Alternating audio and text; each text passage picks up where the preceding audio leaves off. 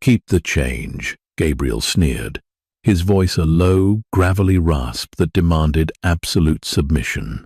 He tossed a single, crumpled $1 bill onto the sticky Formica table, the faded portrait of George Washington, immediately soaking up a puddle of spilled black coffee.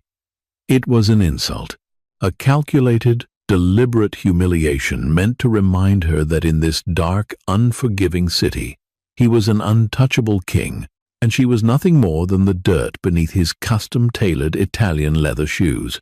But as the diner door swung shut behind his imposing frame, Natalie didn't cry. She didn't cower. She picked up the sodden bill, her knuckles turning bone white.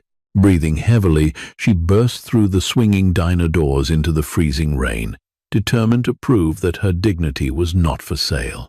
The neon sign outside the Starlight Diner flickered with a persistent, annoying hum, casting a sickly, intermittent red glow across the rain-slicked pavement.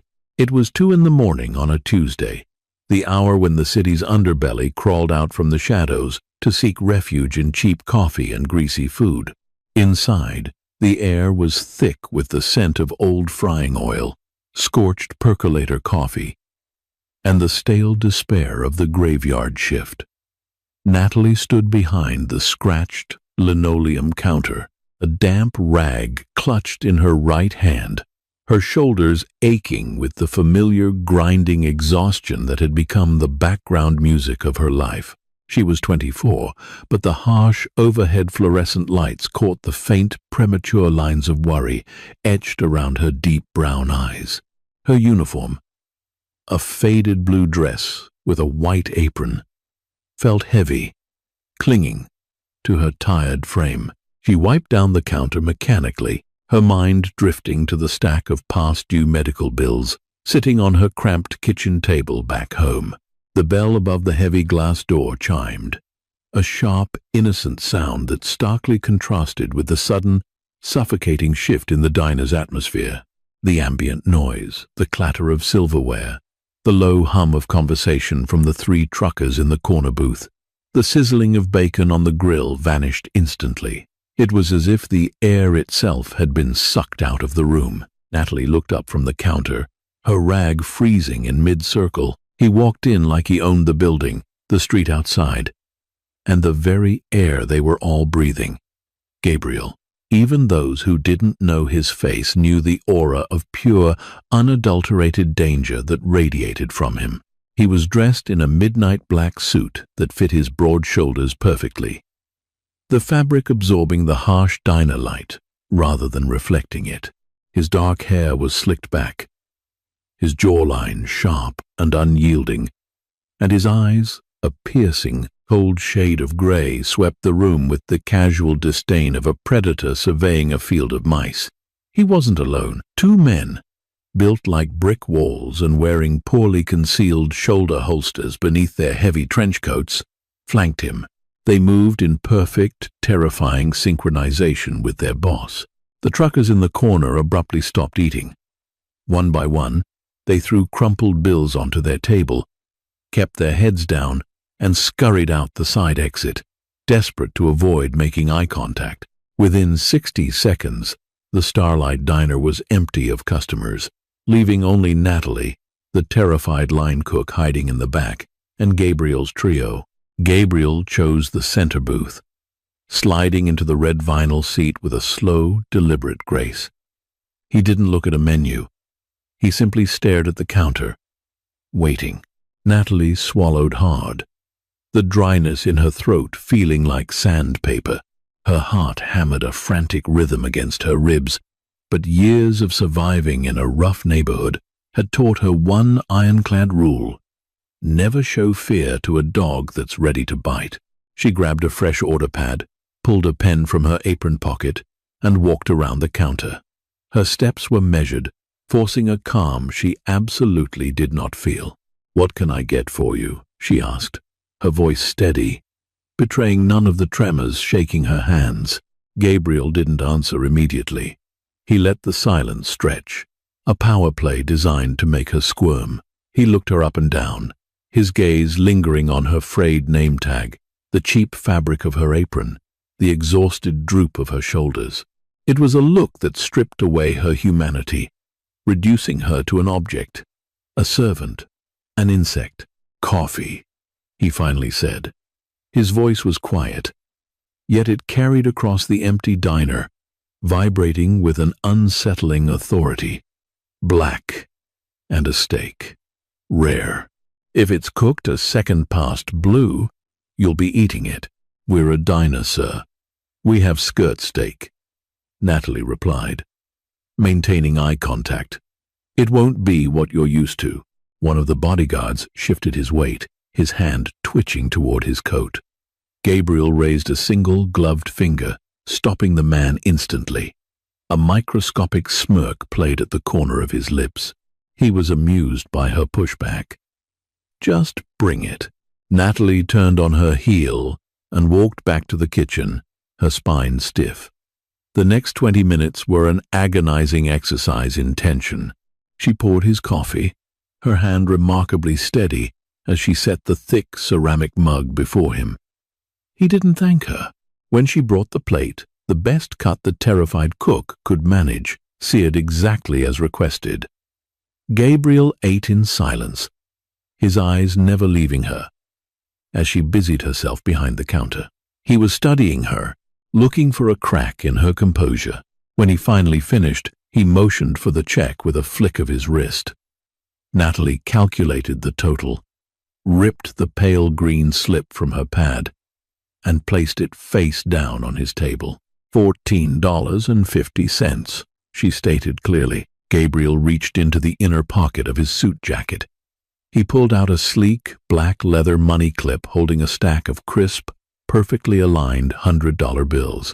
It was more money than Natalie made in a grueling, back-breaking month. He peeled off a single $100 and let it flutter onto the table. Then, with agonizing slowness, he reached into his trouser pocket and pulled out a single, crumpled, worn-out $1 bill. He placed the $100 in the center of the table to cover the meal. Then, he placed the crumpled dollar bill directly on top of the spilled coffee ring near the edge. He stood up, towering over her, his gray eyes locking onto hers with a chilling, predatory gleam. "Keep the change," Gabriel sneered, his voice a low, gravelly rasp that demanded absolute submission. It wasn't about the money. It was about the message.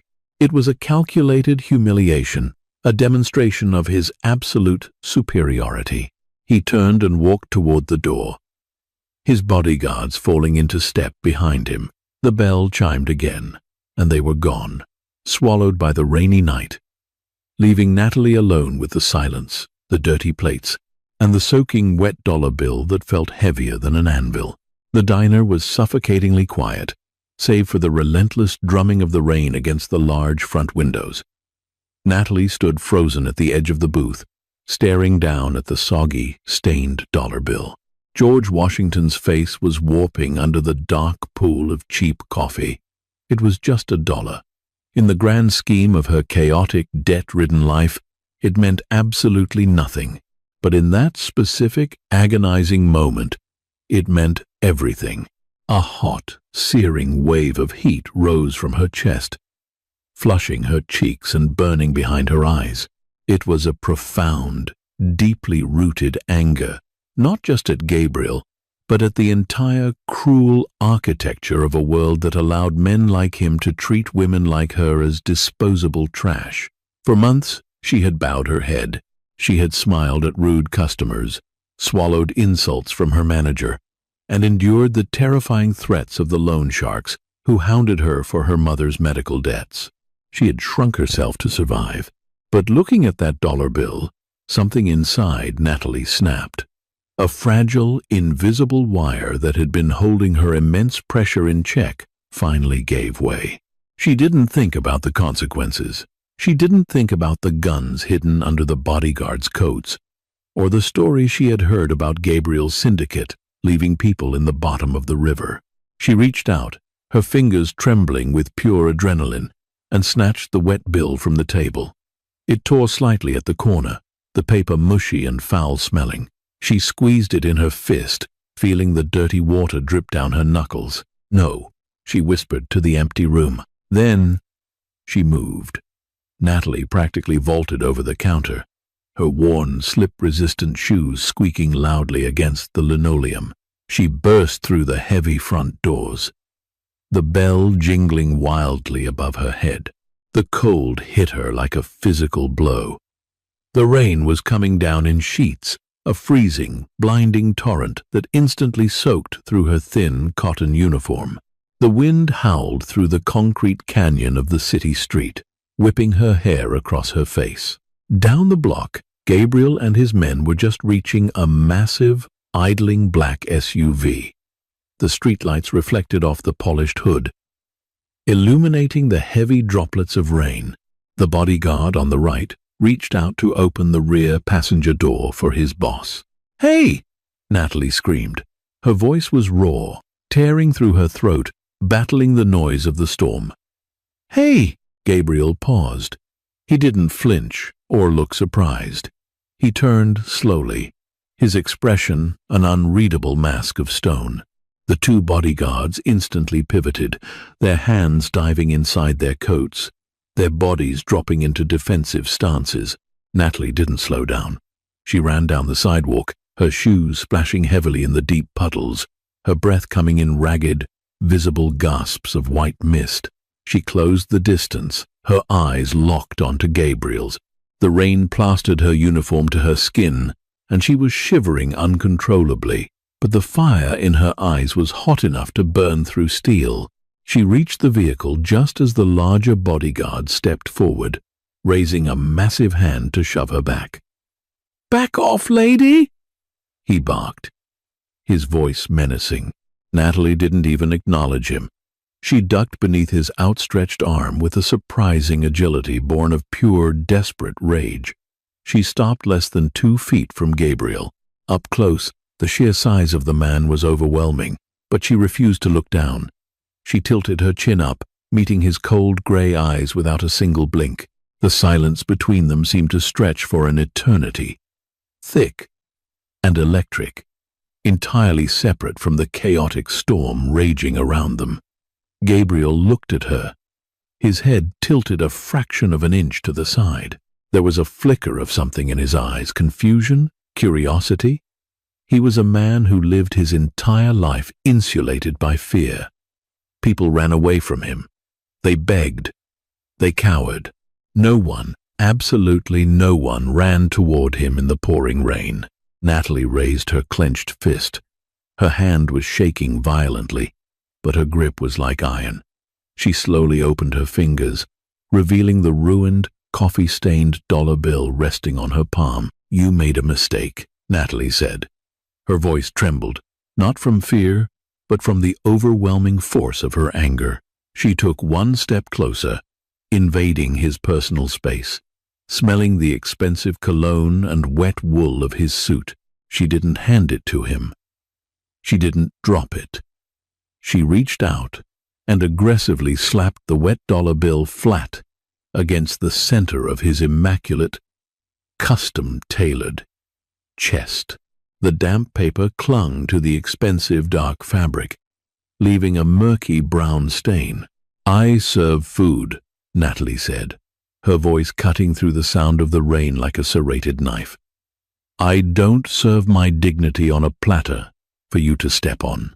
You need this dollar more than I do, because you are completely bankrupt inside." The bodyguards lunged forward, their faces twisted in fury at the disrespect shown to their boss. "You stupid bee," one of them snarled, his hand gripping the butt of his weapon. "Stop," Gabriel commanded. The single word was spoken softly, almost a whisper, but it carried absolute, terrifying authority. The bodyguards froze instantly, stepping back but remaining coiled like springs. Gabriel looked down at the ruined dollar bill clinging to his chest, then back up at the soaked, shivering waitress standing defiantly before him. He didn't yell. He didn't strike her. The absolute lack of a violent reaction was somehow more terrifying than if he had drawn a gun. He slowly reached up with a leather-gloved hand, and peeled the wet dollar off his suit.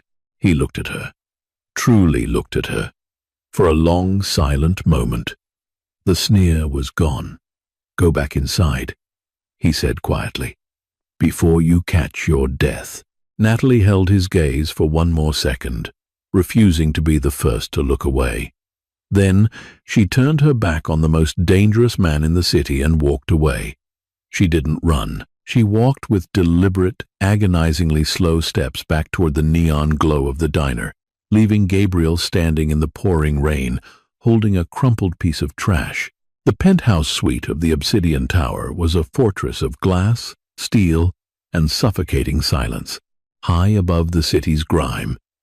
The only sound was the faint, rhythmic ticking of a vintage grandfather clock in the corner of Gabriel's sprawling office. The room smelled of old leather, expensive scotch, and power. Gabriel sat behind a massive, dark mahogany desk, the city skyline sprawling behind him like a kingdom of glittering jewels. But his eyes were not on the empire he ruled. His gaze was entirely focused on the center of his immaculate leather desk blotter. There, perfectly flattened and dried, sat the stained, wrinkled $1 bill. For 3 days, it had sat there. It was a chaotic anomaly in an otherwise perfectly ordered world. Gabriel was a man of meticulous control. He had built his syndicate from the bloody streets up through sheer, terrifying calculation. He understood the mathematics of fear. He knew exactly how much pressure to apply to a politician, exactly how much pain to inflict on a rival, exactly how to buy loyalty when loyalty couldn't be beaten into a man. Everything in his life was a transaction, an equation with a predictable outcome. But the waitress, Natalie, she was a variable he couldn't solve.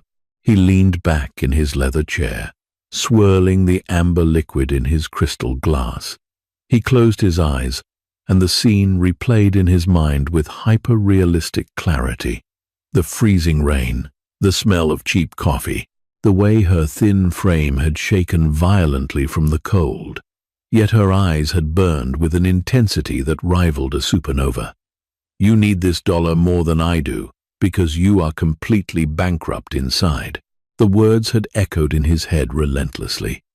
Men had been tortured for days, without daring to speak to him with a fraction of that disrespect. He had killed men for looking at him with the wrong kind of shadow in their eyes. Yet, when she had slapped that wet paper against his chest, he hadn't felt the familiar, cold surge of homicidal rage. He had felt something entirely foreign. Profound, staggering shock, followed by an undeniable, infuriating spark of respect.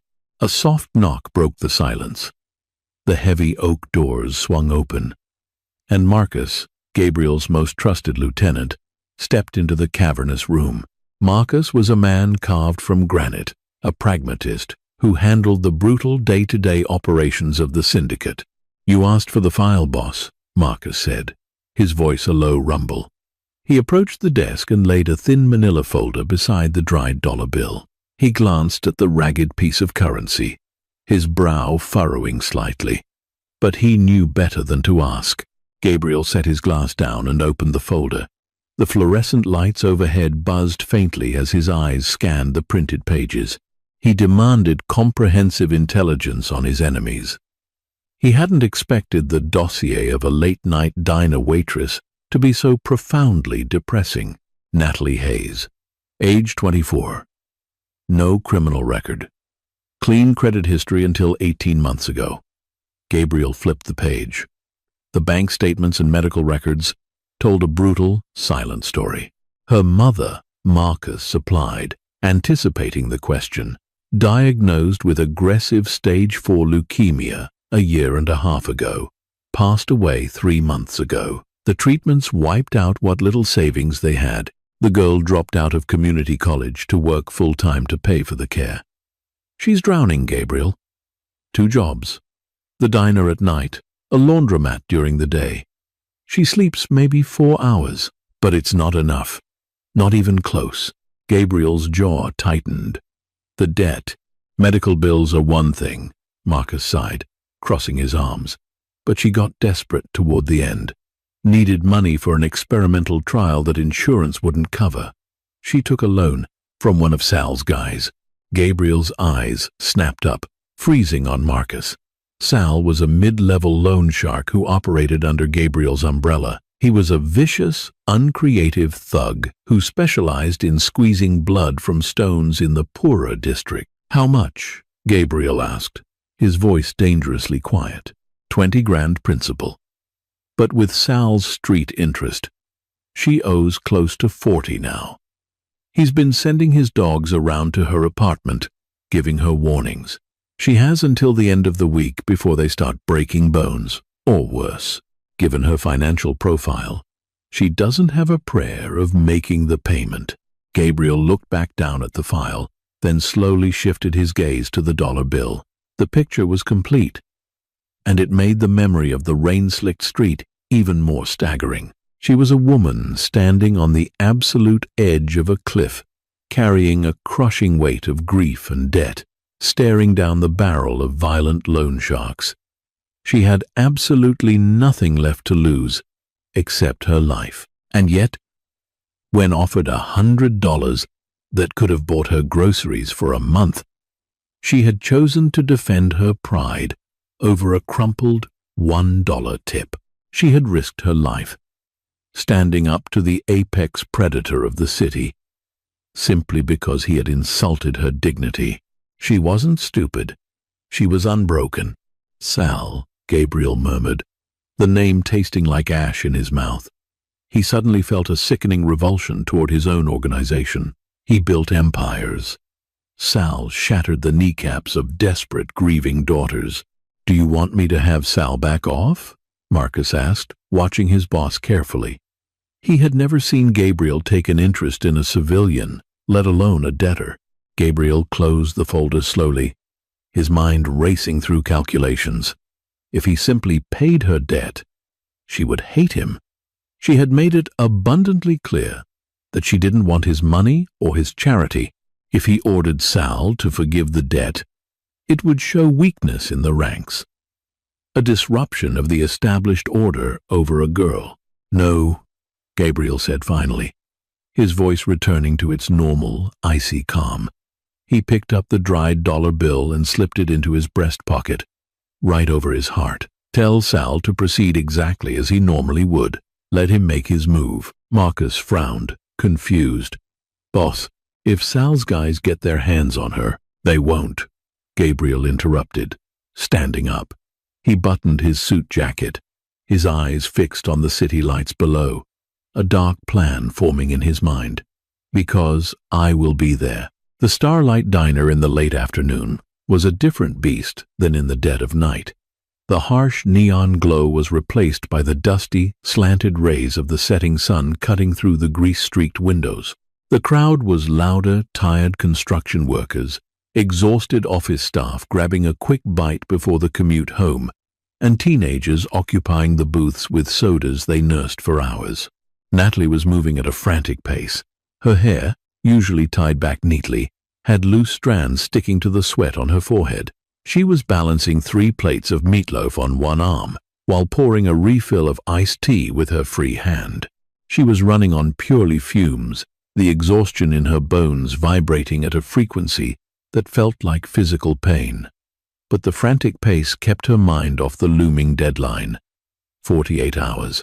That's what Sal's men had told her when they cornered her in the hallway of her apartment building that morning. 48 hours, or they would start taking pieces of her. She swung past the register, dropping off a ticket, when the bell above the door chimed. It was a normal sound, but Natalie's instincts, honed razor-sharp by recent trauma, screamed at her. The ambient noise of the diner didn't vanish this time, but the atmosphere near the entrance thickened. She turned, a forced customer service smile halfway formed on her lips, and froze. Gabriel was standing just inside the doorway. This time, he wasn't flanked by his giant enforcers. He was alone. He wore a charcoal gray suit, tailored to lethal perfection, completely out of place against the backdrop of cracked vinyl and faded formica. The afternoon sun hit his face, highlighting the sharp angles of his cheekbones and the terrifying, calm intensity in his gray eyes. He didn't survey the room. His gaze locked onto her the second he walked in. Panic, hot and suffocating, spiked in Natalie's chest. He's back. He's going to kill me for what I did. She instinctively took a half step backward, her knuckles whitening as she gripped the metal edge of the counter. Gabriel didn't approach aggressively. He walked with a measured, predatory slowness, making his way to the only empty stool at the far end of the counter, Natalie's assigned section. He sat down, placed his large hands flat on the counter, and waited. Natalie took a deep breath, forcing the trembling out of her limbs. She couldn't run. She had nowhere to go. She grabbed a damp rag and a fresh pot of coffee, walking down the length of the counter until she stood directly across from him. She didn't speak. She just wiped the surface in front of him, keeping the barrier between them. "The meatloaf smells burnt," Gabriel said casually, his voice low enough that only she could hear. "Then I suggest you order the chicken, sir," Natalie replied, keeping her eyes focused on her hands. Her voice was steady, a desperate facade of bravery. Gabriel heard thad, circles under her eyes, the slight tremor in her fingers as she finally looked up to pour his coffee. He remembered the file. He knew exactly the hell she was living in, yet here she was, standing her ground against a man who could end her life with a phone call. "I didn't come for the food, Natalie," he said. Hearing him say her name sent a cold shock down her spine. "How do you know my name?" "I know everything about you," Gabriel stated plainly. It wasn't a threat. It was a simple statement of fact. "I know about your mother. I know about the 2 jobs. And I know about the $40,000 you owe to a man named Sal." Natalie stopped pouring. The coffee overflowed the mug, spilling hot brown liquid over the saucer and onto the counter, burning her fingers. She gasped, dropping the pot with a clatter, and grabbed a napkin to mop it up, her mind spinning wildly. "Did you come here to gloat?" she hissed, leaning in close, her anger briefly overriding her terror. "Or did Sal send his boss to collect personally? Because if you're here for money, you're wasting your time. You can kill me right here, but I don't have it." Gabriel didn't move as the hot coffee pooled near his sleeve. He just looked at her, his expression softening by an imperceptible fraction. "I'm not here to collect, Natalie, and I am not going to hurt you. I came to ask you a question." Natalie paused, the wet napkin clutched in her hand. She stared at him, bewildered by the lack of malice in his voice. "What question?" Gabriel reached into his breast pocket. Slowly, he withdrew the crumpled, coffee-stained $1 bill. It was flattened out now, but the dark stain still marred the center. He placed it gently on the dry side of the counter between them. "Why?" he asked. His voice was intense, demanding an honest answer. "You are drowning in debt. You are terrified. You have every reason in the world to swallow your pride and take whatever money is thrown at you. $100 was on that table. Why did you chase me into the rain to give this back?" Natalie stared at the dollar bill, then up at Gabriel. The sheer arrogance of the question infuriated her. He lived in a world where everything had a price tag, where dignity was just a commodity to be bought and sold. "Because if I took it, then I'm exactly what you think I am," she said, her voice trembling with raw emotion. "If I took your $100, then that dollar bill wasn't an insult. It was my price. My mother raised me to believe that the only thing you truly own in this world is your self-respect. You can take my apartment. Sal can break my legs. But nobody gets to buy my dignity. Not for $100 and not for $1 million. She grabbed the dollar bill from the counter, walked over to the trash can, and threw it in. "I'm working," Natalie said, turning her back on him to grab the coffee pot. "Drink your coffee or leave," Gabriel sat in silence for a long time.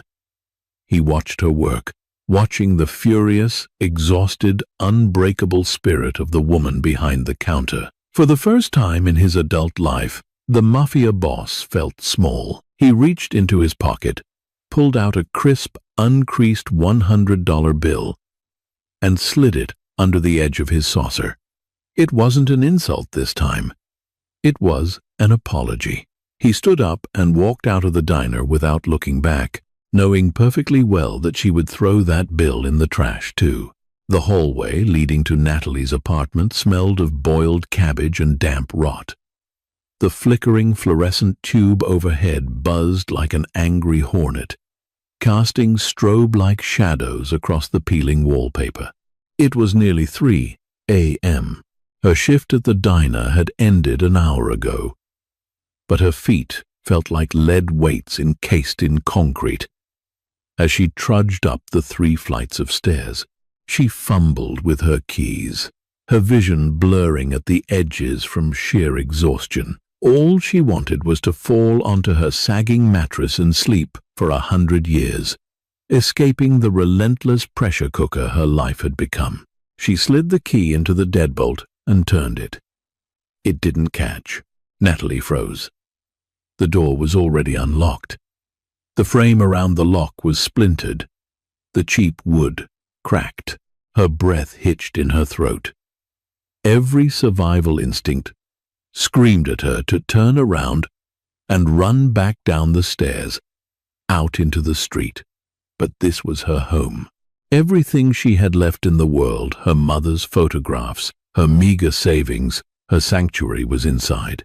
Slowly, her heart hammering against her ribs like a trapped bird, she pushed the door open. The apartment had been destroyed. It wasn't just a search.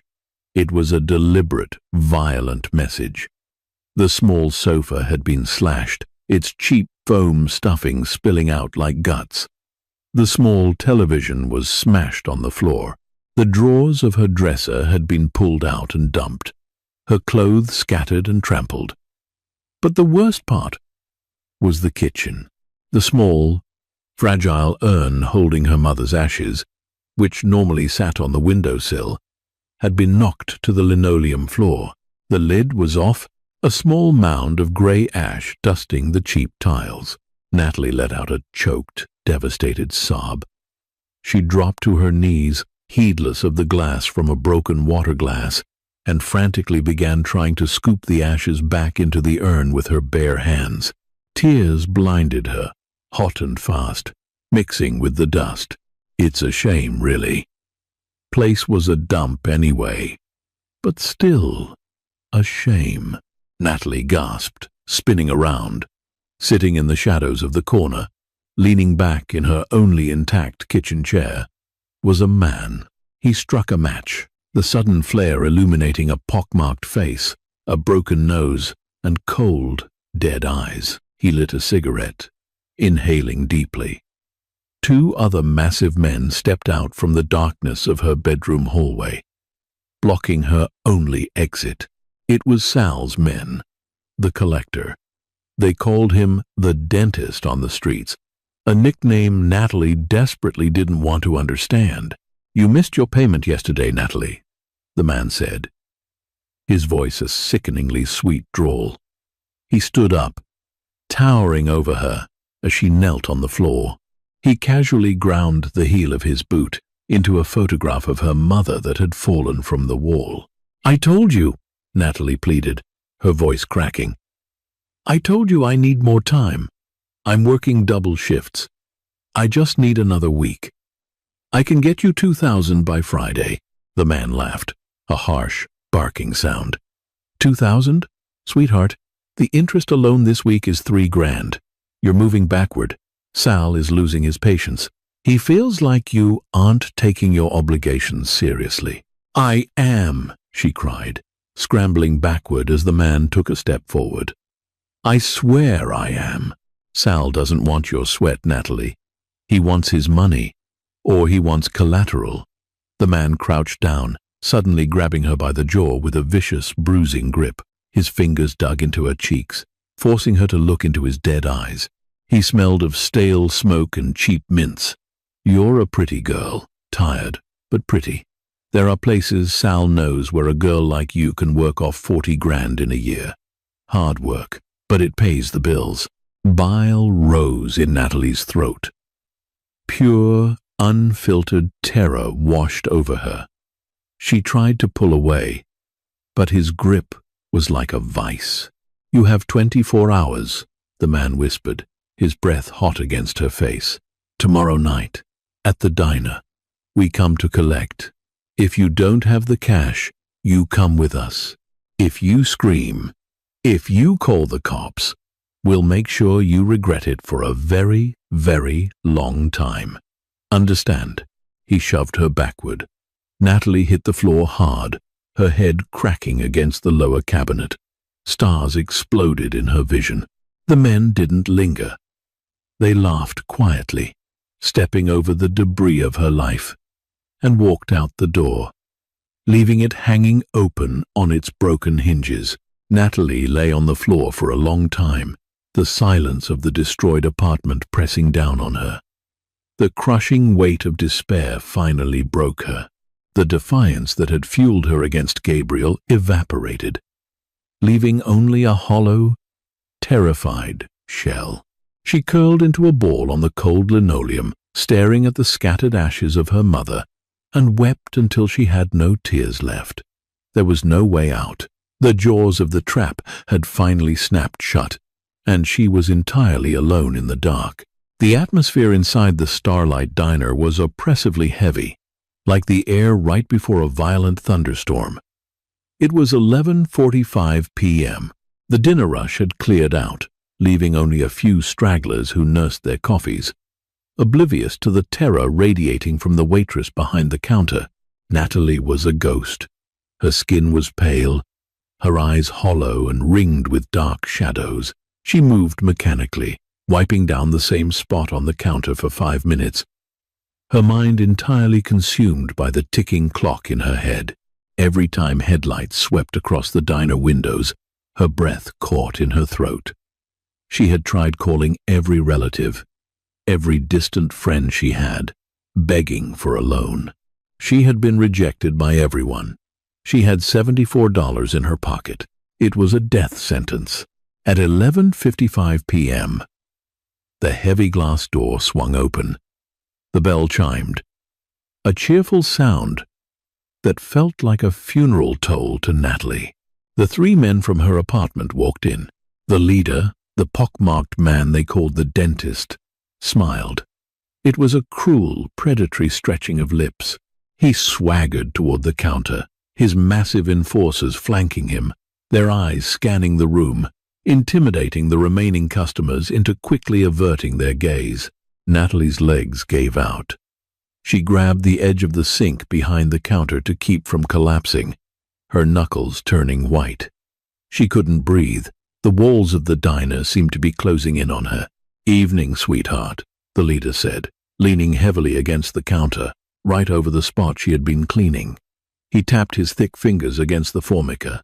"Time's up. Sal's waiting."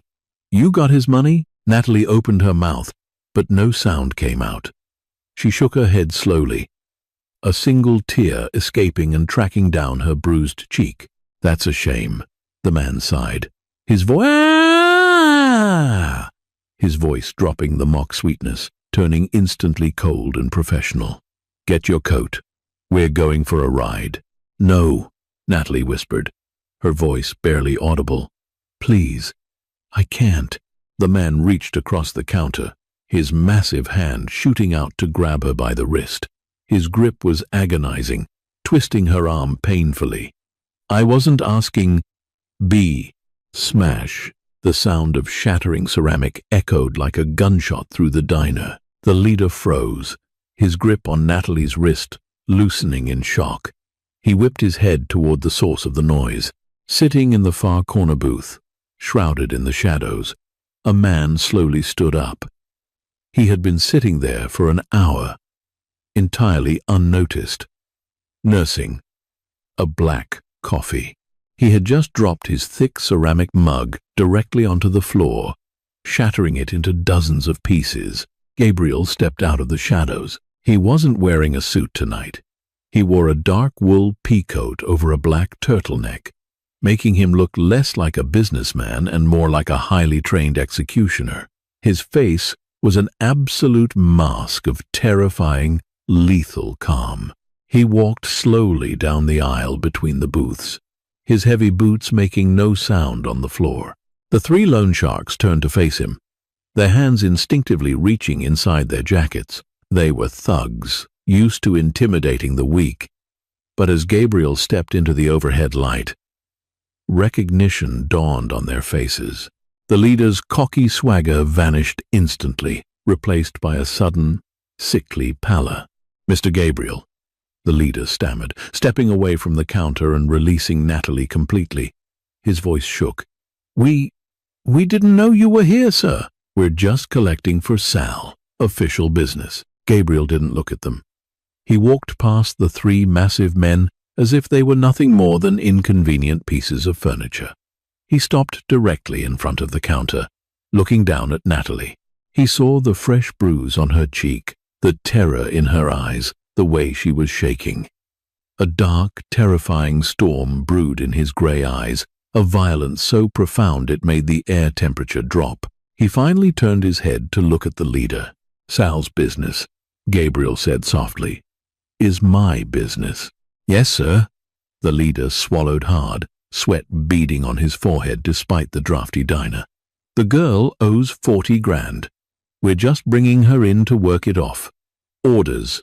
"The girl," Gabriel said, taking a slow step toward the man, his voice dropping to a register that vibrated in the floorboards, "owes nothing." The leader blinked, confused and terrified. "But, sir—" "The debt," I said, Gabriel interrupted, stepping so close that he towered over the thug. "She owes nothing. The debt is erased. Sal is to never speak her name, think her name, or walk down a street where she breathes. If I ever see your faces within a 10-mile radius of this diner or her apartment, I will personally ensure that your families receive you in very small, unmarked boxes." The silence that followed was absolute. The three enforcers stood frozen, the blood draining from their faces. They weren't dealing with a rival. They were dealing with the god of their underworld, and he had just pronounced a decree. "Do you understand me?" Gabriel whispered. "Yes, sir," the leader croaked, terrified to even make eye contact. "It's done. Debt is cleared. We're gone." Gabriel didn't say another word. He simply stared at them until they slowly backed away, turned, and practically sprinted out the front door, the bell jingling frantically in their wake.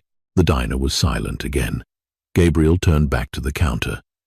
Natalie was still clutching the sink, staring at him with a mixture of profound relief and a new, entirely different kind of terror. He had just saved her life, but he had done it by revealing the terrifying, absolute monster he truly was. "Are you hurt?" Gabriel asked, his voice losing the lethal edge, returning to a quiet, almost gentle tone. Natalie stared at him, the reality of the situation crashing down on her. The man who had humiliated her with a dollar bill had just shielded her from the wolves, but he was the king of the wolves. She slid down the front of the cabinets, collapsing onto the floor behind the counter, burying her face in her hands, and finally, completely, broke down. The diner's closed sign was flipped outward, the deadbolt thrown. The fluorescent lights had been shut off, leaving only the dim, amber glow of the emergency lights over the kitchen door and the ambient streetlight filtering through the blinds. Natalie sat in a booth near the back, a mug of lukewarm water wrapped in her trembling hands. Gabriel sat across from her. He had taken off his peacoat, looking strangely human in his dark turtleneck, though the aura of danger never fully left him. He had poured her the water, locked the doors, and sat in silence, waiting for the shock to subside. "Why?" Natalie finally spoke. Her voice was raspy, exhausted. She looked up, her brown eyes meeting his gray ones. The terror had faded, replaced by a complex, swirling anger. "Why did you do that?" "You needed help," Gabriel said simply. "I didn't ask for your help," she snapped, a sudden spark of her old fire returning. She slammed her mug down on the table. "Do you think this makes you a hero? You sweep in and save the poor, helpless waitress from the big bad loan sharks?" Gabriel didn't flinch. He absorbed her anger quietly. "I think it makes you alive." "They work for you," Natalie cried, her voice cracking with indignation. "Don't sit there and act like a savior. Sal is your man. Those thugs who destroyed my apartment, who poured my mother's ashes on the floor, who threatened to sell me they only exist because you allow them to exist. You're the top of the pyramid. You're the reason the poison is in the water." Gabriel's jaw tightened. He looked away, staring out the window into the rainy night. For years, he had operated with a ruthless pragmatism. The people his syndicate hurt were statistics, acceptable collateral damage in the pursuit of absolute power and order. He had insulated himself from the ground-level brutality.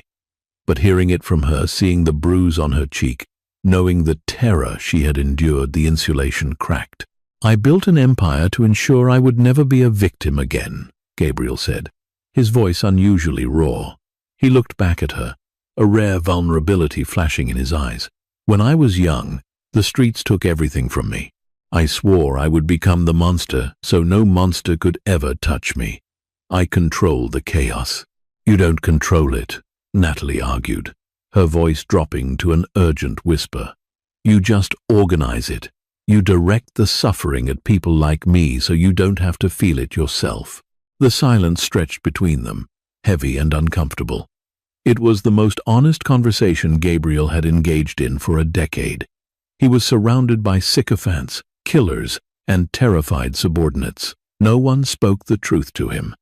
No one dared. But this woman, with absolutely nothing to her name, sat across from him and dismantled the moral foundation of his entire life with a few sentences.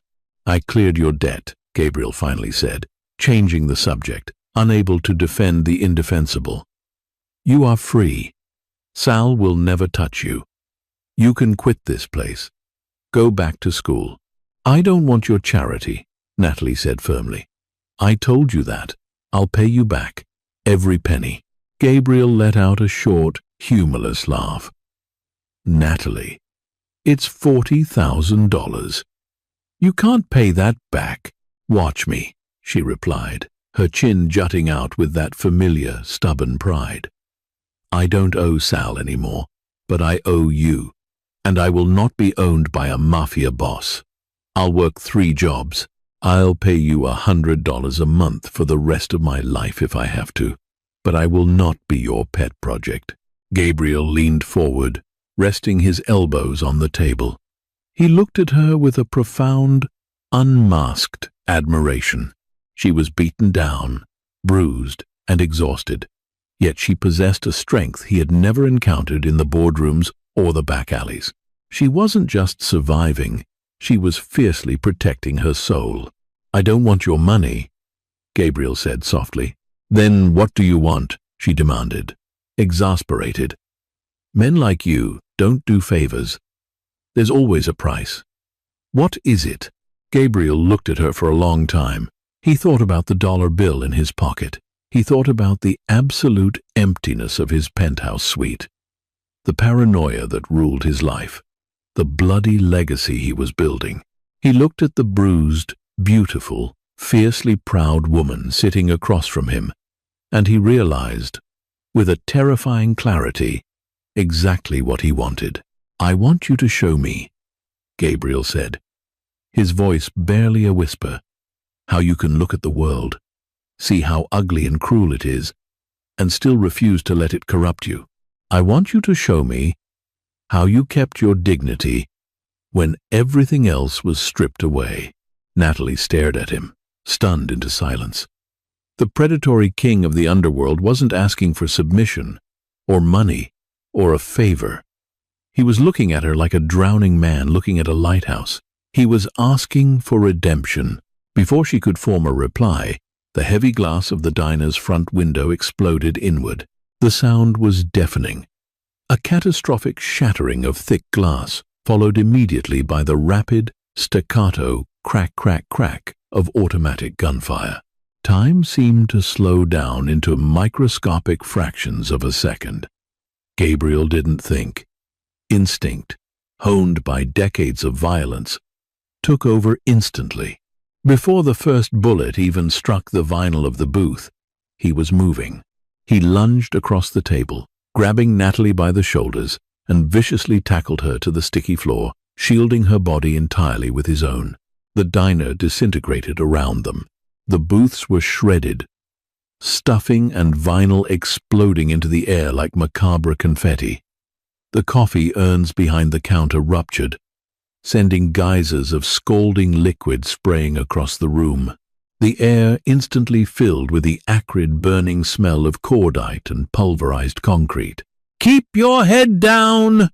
Gabriel roared over the deafening noise, his heavy body pressing her flat against the floorboards. Natalie was paralyzed with terror, her hands covering her ears, screaming silently as the world ended above her. Shards of glass rained down on Gabriel's back, cutting into his coat. Gabriel's mind raced. This wasn't Sal. Sal wouldn't dare. This was an orchestrated hit, showing weakness, spending time alone in a diner, protecting a civilian, it had been noticed. A rival faction within his own syndicate, or perhaps an outside family, had seen a vulnerability and struck. He was isolated, without his guards, trapped in a glass box. The gunfire paused as the shooters outside reloaded. "Move!" Gabriel barked.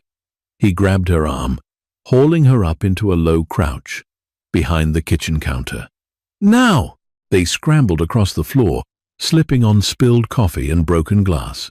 Another volley of bullets ripped through the diner, just as they dove over the low wooden swinging door, crashing hard onto the greasy kitchen tiles. Heavy metal pots and pans absorbed the impacts above them, ringing out like chaotic church bells. Gabriel drew a heavy, matte black pistol from a concealed holster at the small of his back. He checked the magazine with terrifying efficiency. "Stay here," he ordered, his eyes locked onto the kitchen entrance. "Do not move until I come back for you." "Gabriel, no!" Natalie grabbed his arm, her eyes wide with panic. "There are too many of them." He looked down at her hand gripping his sleeve, then up at her face. In the midst of the gunfire and chaos, he offered her a tight, fierce smile. "I'm the monster. Remember? They should be running." He broke her grip and moved to the edge of the counter, peering out into the ruined dining area. Two men in dark clothes had stepped through the shattered front window, assault rifles raised, sweeping the room. Gabriel didn't hesitate. He stood up smoothly, his arm extended, and fired twice. Two deafening cracks echoed in the small space. Both men dropped instantly, neutralized with lethal, surgical precision. But there were more outside. Headlights flared from the street, and a heavy vehicle rammed the side of the diner, buckling the wall and sending a shower of plaster over the kitchen. "We can't stay here," Gabriel shouted, running back to Natalie. He grabbed her hand, pulling her to her feet. The back alley exit. "Go!" They ran through the cramped kitchen, navigating past the industrial ovens and deep fryers. Gabriel kicked open the heavy metal fire door, pushing Natalie out into the dark, rain-swept alley just as a fresh wave of bullets tore through the kitchen door behind them.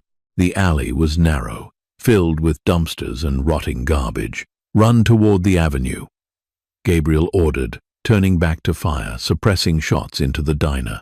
Natalie ran, her lungs burning, her worn shoes slipping on the wet asphalt.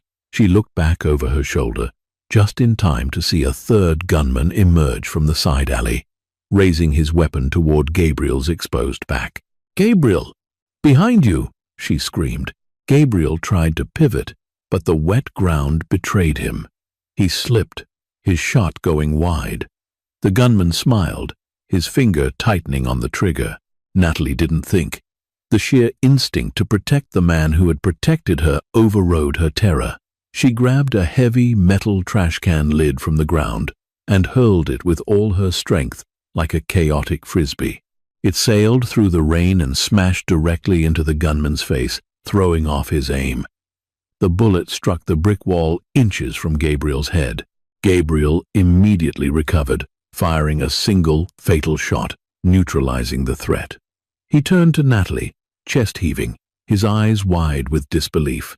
She stood 20 feet away, shivering, her hands empty, having just saved the life of the most dangerous man in the city with a piece of garbage. The wail of police sirens suddenly cut through the night, approaching rapidly from all directions. The ambush was over. The surviving attackers would scatter. Gabriel walked slowly toward her, holstering his weapon. He was bleeding from a shallow cut on his forehead, the rain washing the blood down his face. He stopped in front of her. The adrenaline was fading, leaving them both completely exhausted, standing in a dirty alley behind the ruined remains of her livelihood. He reached out, his hand shaking slightly for the first time in his life, and gently wiped a streak of grease and plaster from her cheek. "You threw a trash can lid at a man with an assault rifle," Gabriel said, his voice a mixture of awe and disbelief. "He was going to shoot you," Natalie said simply, her breathing ragged. She looked up at him, the rain pasting her hair to her face. "I guess we're even now." Gabriel looked at her, truly seeing her. He didn't see a waitress. He didn't see a debtor. He saw an equal. He saw the only person in his entire violent world who had looked past the monster and decided he was worth saving. "No," Gabriel whispered, pulling her gently into his chest, wrapping his arms around her shivering frame to shield her from the cold. "We're just getting started." The morning sun broke through the heavy storm clouds, casting a harsh, unforgiving light on the wreckage of the Starlight Diner. Yellow police tape fluttered in the crisp breeze, cordoning off the shattered glass, bullet-pocked walls, and ruined booths. Gabriel stood on the sidewalk across the street, his hands shoved deep into the pockets of his overcoat. He had spent the entire night securing his territory, ruthlessly rooting out the faction that had ordered the hit, and ensuring that no one, absolutely no one, would ever dare look in Natalie's direction again. He had consolidated his power, solidifying his reign as the undisputed king. But looking at the destroyed diner, the victory tasted like ash. He had won the war, but he was staring at the undeniable proof of his own toxicity. This was her world. This was where she earned her meager living, where she fought her quiet, desperate battles. And his presence had brought a hurricane of violence that destroyed it in seconds. He heard footsteps behind him. Natalie walked up, holding 2 paper cups of coffee from a bodega down the street. She was wearing a borrowed sweater, her arm bandaged where a piece of flying glass had grazed her. But she walked with a steady, grounded strength. She handed him a cup without a word and stood beside him, looking at the ruins. "I'm sorry," Gabriel said quietly, his eyes fixed on the collapsed neon sign.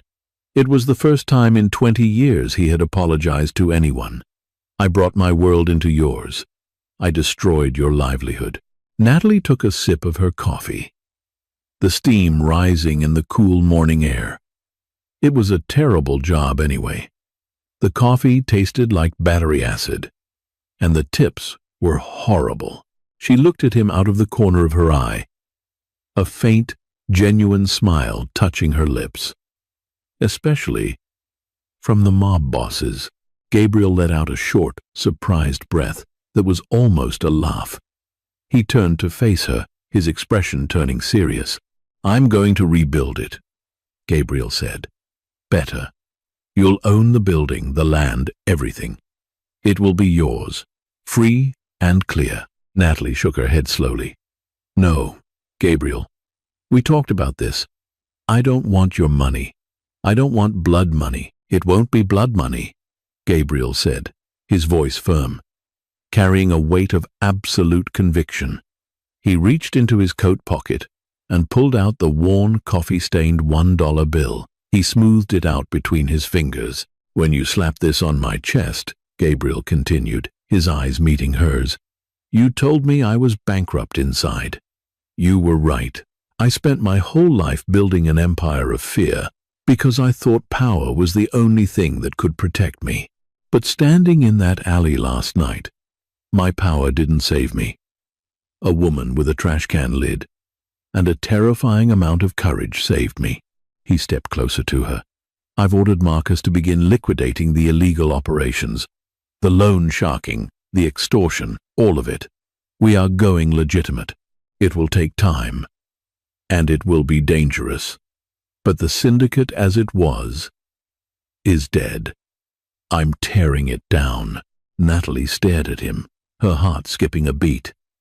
The sheer magnitude of what he was saying was staggering. "Why?" she asked softly. Gabriel reached out, gently taking her free hand.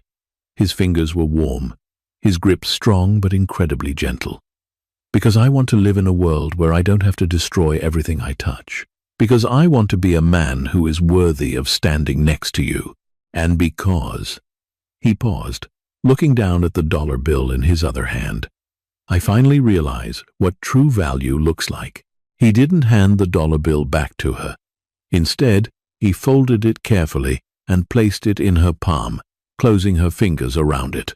"Keep it," Gabriel said softly, "as a reminder that a single act of defiance can change the entire world." Natalie looked down at her closed fist, feeling the texture of the old paper against her skin. She looked up at Gabriel, seeing past the scars and the tailored suit, seeing the man who was actively choosing to step out of the darkness. The road ahead would be chaotic, dangerous, and incredibly difficult for both of them. But as she squeezed his hand back, standing in the morning sun before the ruins of her old life, she felt something she hadn't felt in a very long time. Hope. True power isn't found in wealth, fear, or the ability to dominate others. It resides in the unyielding strength of human dignity. Natalie's refusal to be humiliated, her courage to demand respect when she had nothing left to lose, didn't just save her own soul. It shattered the icy defenses of a man who ruled by terror, proving that a single spark of fierce integrity can illuminate even the darkest of empires. Never underestimate the ripple effect of standing up for yourself. If this story moved you, please hit the like button. Share it with someone who needs a reminder of their own strength, and subscribe for more deeply emotional cinematic stories every week.